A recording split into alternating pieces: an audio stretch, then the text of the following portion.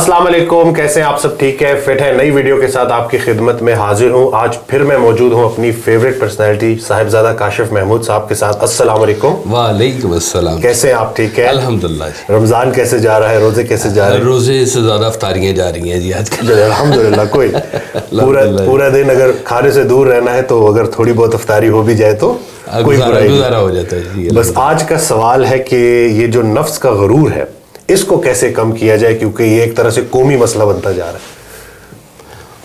है। गौर करने वाली बात है जी कि गुरूर है किस चीज़ का, मुझे तो समझ नहीं आती। ये लफ्ज़ ही बड़ा बदकिस्मत लफ्ज़ है। सरकार भाई साहब फरमाते थे कि जब तक कोई बदकिस्मत ना हो तब तक उसको गुरूर नहीं होता। अल्लाह अकबर। यानी कि गुरूर होना भी बदकिस्मती की अलामत है कि उसके बुरे दिन शुरू हो गए जिसको अपनी किसी भी चीज़ के ऊपर गुरूर हो गया।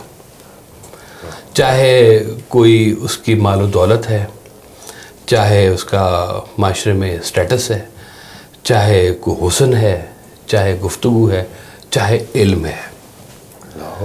तो ये कहते हैं कि बाज़ औक़ात इबादत भी गुरूर पैदा कर देती है। ज़्यादा इबादत जो है ना ये भी गुरूर पैदा कर। हालांकि इबादत आजिज़ी सिखाती है, लेकिन कुछ लोग ऐसे भी होते हैं कि उनमें इबादत का भी गुरूर पैदा हो जाएगा। इनमें उस सरकार ने एक वाक़या सुना है कि एक बंदा था जो वो एक ही जगह पर ना ज़मीन पर सजदा किया करता था।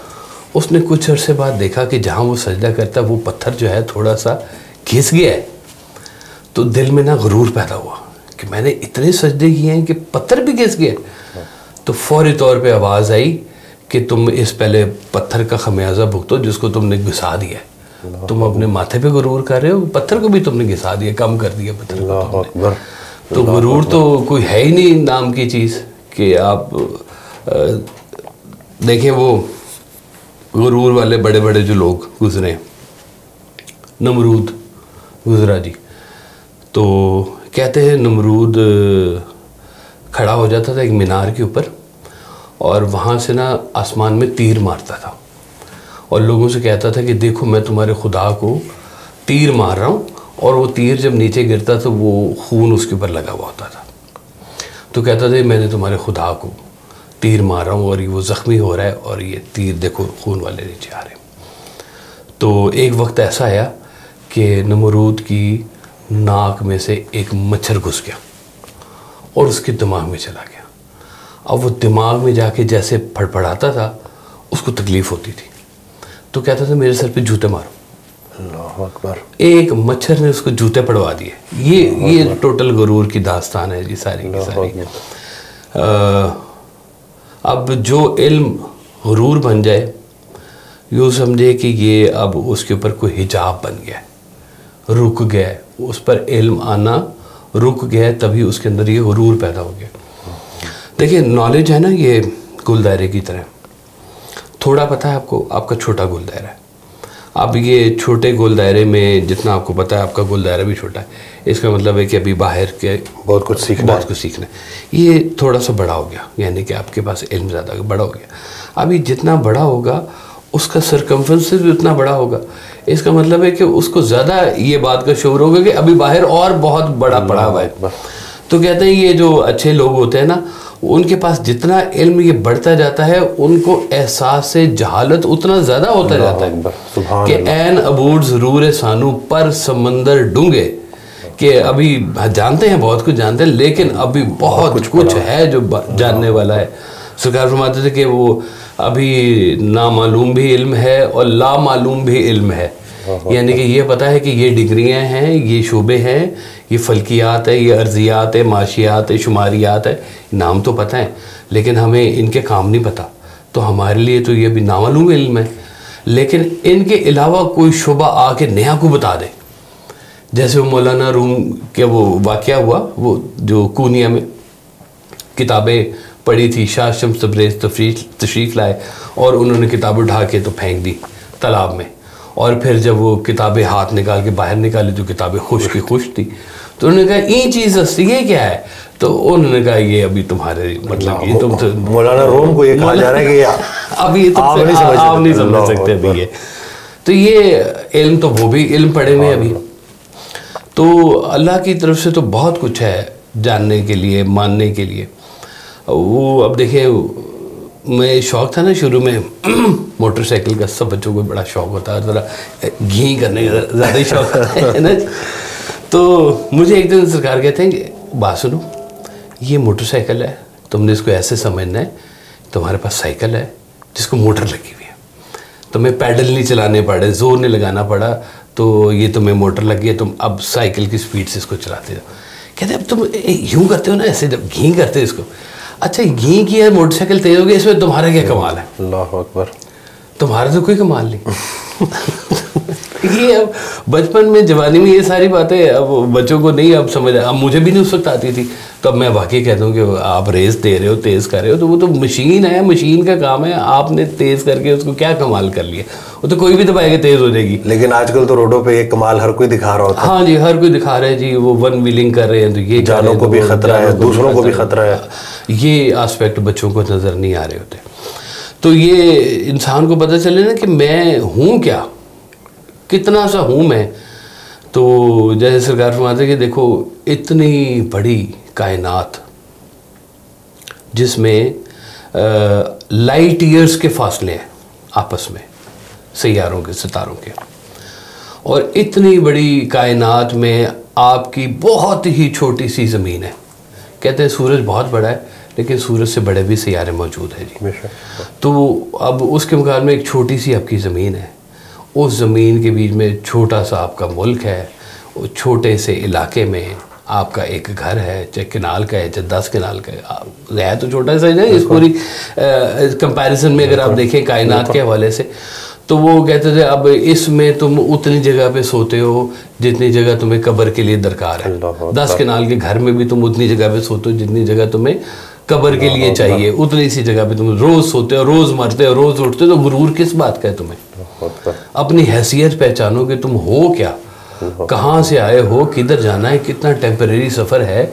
सरकार वैसे फरमाया कि ये ज़मीन के ऊपर तुम हो, आज हाल है तुम्हारा और कल मुस्तकबिल ज़मीन की, इतना सा फासला है तुम्हारा ज़मीन से, तुम बाहर और ज़मीन के तुम ऊपर हो। वैसा फरमाया कि तुमने जाना है घर से मियानी साहब, कितनी तरक्की चाहिए। अल्लाह अकबर। ये 60-70 साल पूरे करने हैं, उसके बाद तुम जहाँ से आए वहाँ तुमने चले जाना है। यहाँ पे किस बात का तुमने गुरूर करना है? बड़े बड़े बुज़ुर्गों ने इसके ऊपर बड़ी बड़ी बातें की हैं गुरूर के हवाले से। मीर ने कहा कि कल पाँव एक कासा सर पर जो जा पड़ा, यकसर वो इस्तखान शिकस्ता से चूर था, कहने लगा कि देख के चल रहा बेखबर, मैं भी कभू किसी का सरे पुर गुरूर था। वो गुरूर वाले सर तो दुनिया में जहाँ जहाँ आए वो आके ख़त्म होते गए। फ़िरौन आए, कारून आए, नमरूद आए, खुदाई के दावे आए, कितना कुछ आया, और सारे देख लें वो सब फ़ानी के फ़ानी ख़त्म हो गए। तो बस बाकी रहेगी ज़ाते रब्बे ज़ुल जलाल, है ना जी, और तो कुछ नहीं रहना जी, यही नाम और यही रह जाना। अब जो लोग इस नाम के साथ जुड़ते गए वो फना के देश से निकलते गए। यानी कि आप फरमाते थे कि फ़ानी से मोहब्बत करोगे फना हो जाओगे, बाकी से मोहब्बत करोगे बका में चले जाओगे। तो जिन लोगों ने बका का सफ़र इख्तियार किया वो बेसिकली ज़िंदा हैं, वो लोग, वो जाने के बाद भी ज़िंदा हैं, और कुछ लोग ज़िंदा रहते हुए भी मरे हुए हैं। तो ये ताफ़ुन ज़दा एक वो क्या है कि ये जो ताफ़ुन ज़दा ज़िंदगी है, गुरूर की ज़िंदगी है, एक ताफ़ुन गुरूर की दुनिया, आजिज़ी में निजात की खुशबू। वाह वाह वाह वाह, आजिज़ी में निजात की खुशबू। वाह वाह वाह, ये ताफ़ुन है गुरूर की दुनिया जो है, और निजात जो है ये आजिज़ी की खुशबू है, जिसमें आजिज़ी आ जाएगी। इसका मतलब है वो गुरूर से दूर हो गया, आजिज़ हो गया, अपनी हैसियत पहचान ली, अपने रब के रूबरू हो गया, उसके अंदर उसकी फिर एक खुशबू पैदा हो गई। तो ये बस ये ताफ़ुन से दूर रहने वाली जो बातें हैं ना, इसको सादा सादा से सरकार ने तरीके बताए हुए कि अपनी ऐसी लोगों की सोच से बचना ज़रा शुरू कर दो, जो गुरूर वाले, एरोगेंस जिसको बोलते हैं, संगत से बचना चाहिए। संगत से बचो ऐसी कि जो गुरूर पैदा करे, जहाँ पर ज़्यादातर ये बैठे तो सिर्फ पैसा पैसा पैसा और शोहरत, पैसा औरत, और सिर्फ इसी के ऊपर बात हो रही हो, आप अपना दामन झाड़ के वहाँ से निकल आए, उधर से कोई खैर की बात नहीं आपको मिलनी।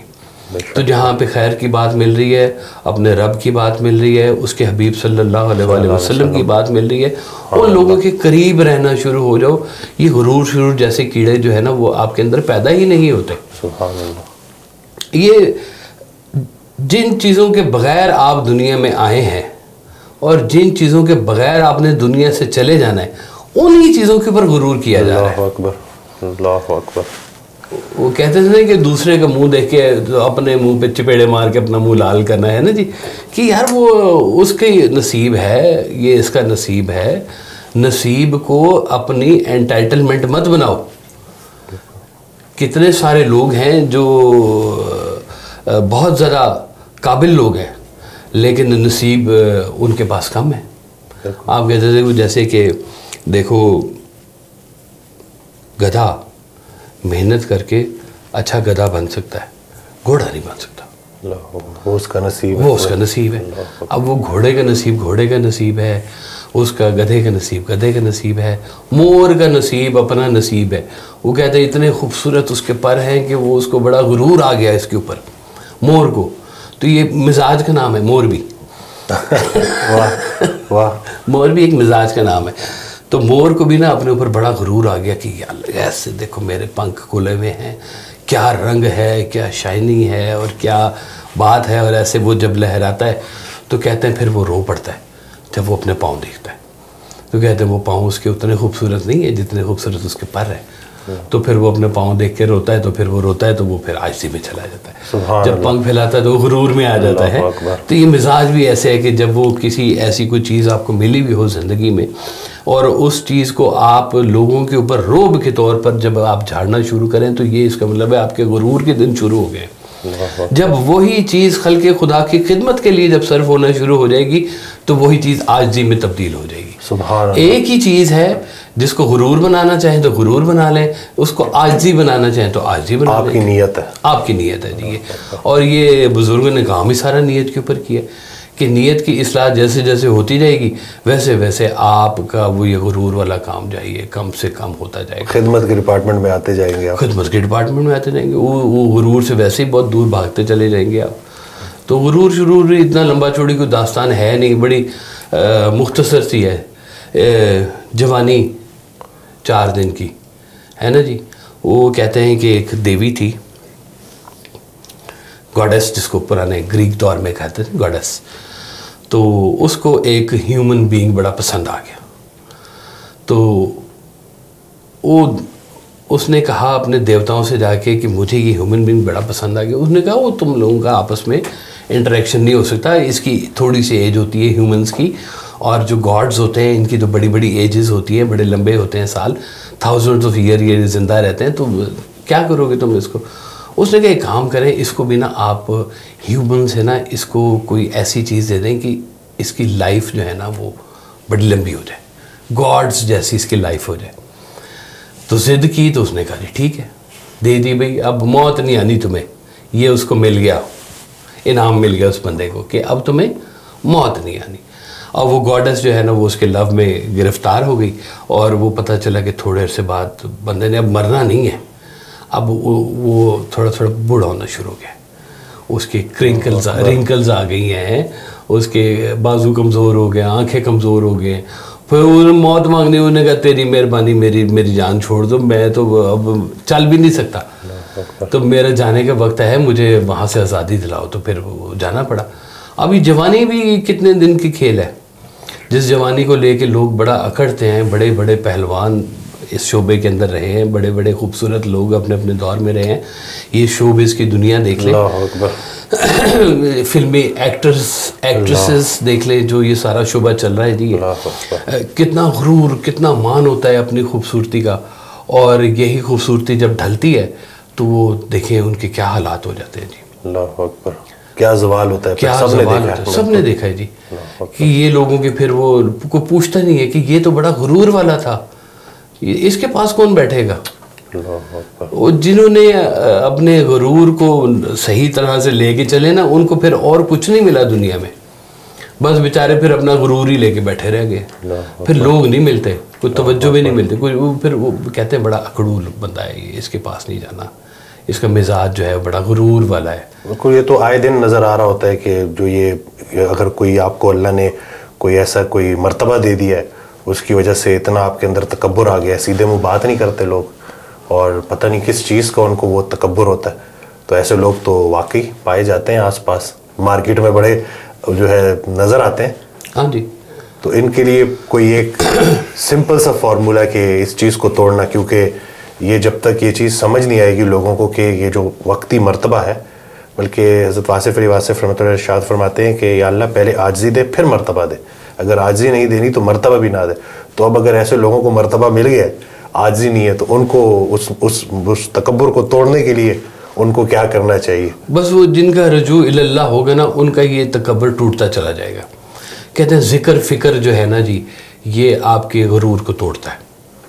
हाँ, ये जिनका रजू यहाँ से हट के अगले जहान की तरफ जहाँ जाना है उधर होता जाएगा, तो वैसे वैसे ही वो उसका गुरूर वो टूटता चला जाएगा। वो जैसे हज़रत बाफरी साहब ने वो लिखी हुई है कि जिन लुई जग मोया ओ लुई मैं डिठ, कजरा रेख न सेंधियाँ से पंछी सुए बिठ। कि उन आंखों को मैंने देखा है कि जिनमें कजरा भी नहीं वो बर्दाश्त कर सकते हैं, रेत वाला, तो आज वो उसकी खोपड़ी में चिड़िया ने बच्चे दिए हुए।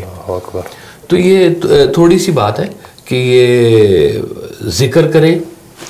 ज़िक्र जो है अल्लाह का जो ज़िक्र है, ये इसके अंदर बड़ी तासीर है।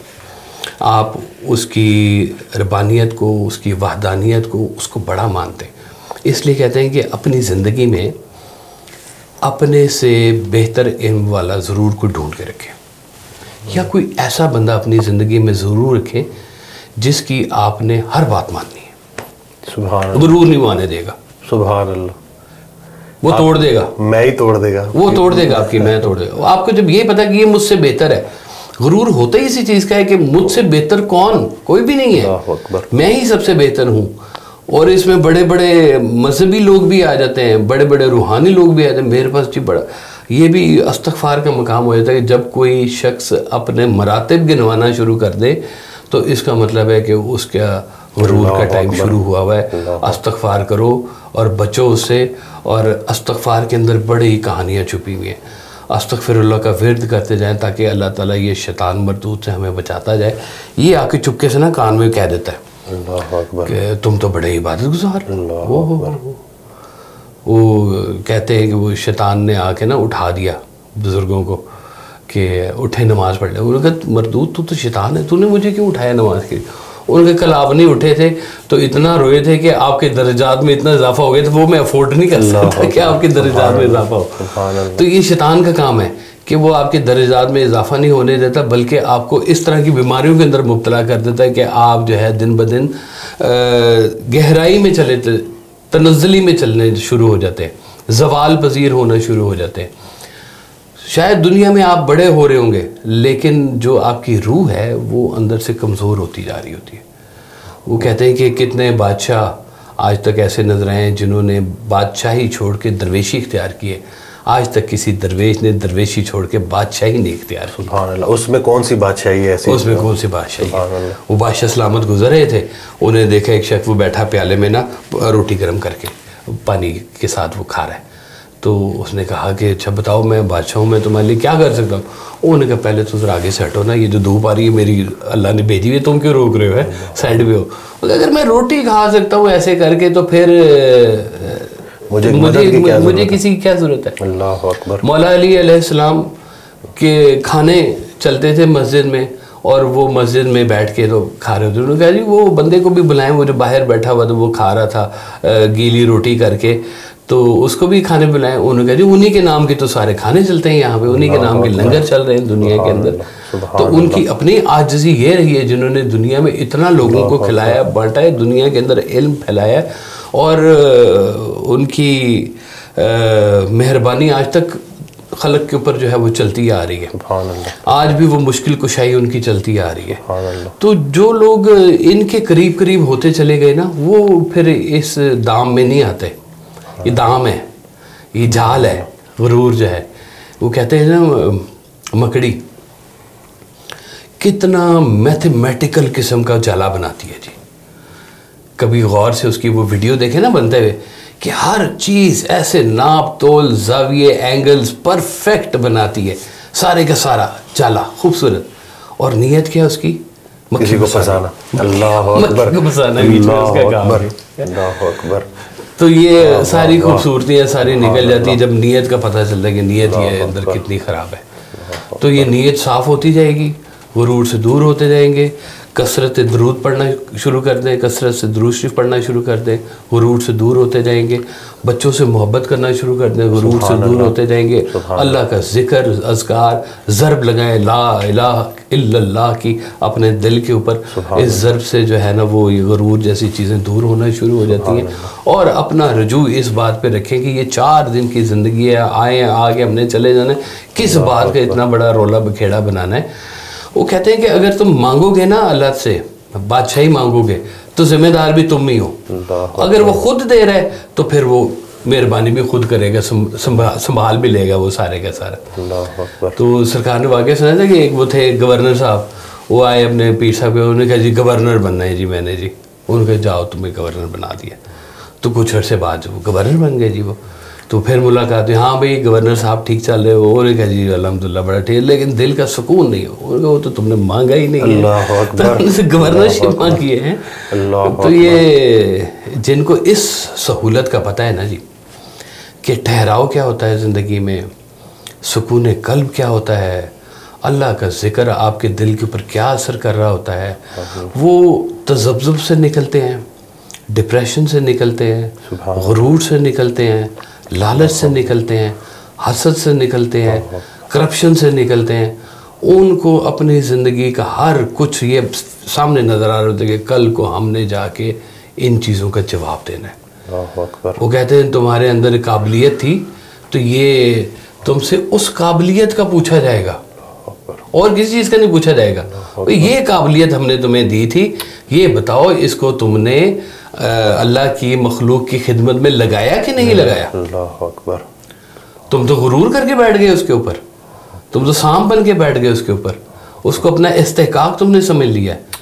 तो ये तो अल्लाह की तरफ से अता हुई है, वो मखलूक की खिदमत में अल्लाह की मंशा के हिसाब से उसको लगाना शुरू करे, तभी ये बात जाके समझ में आती है।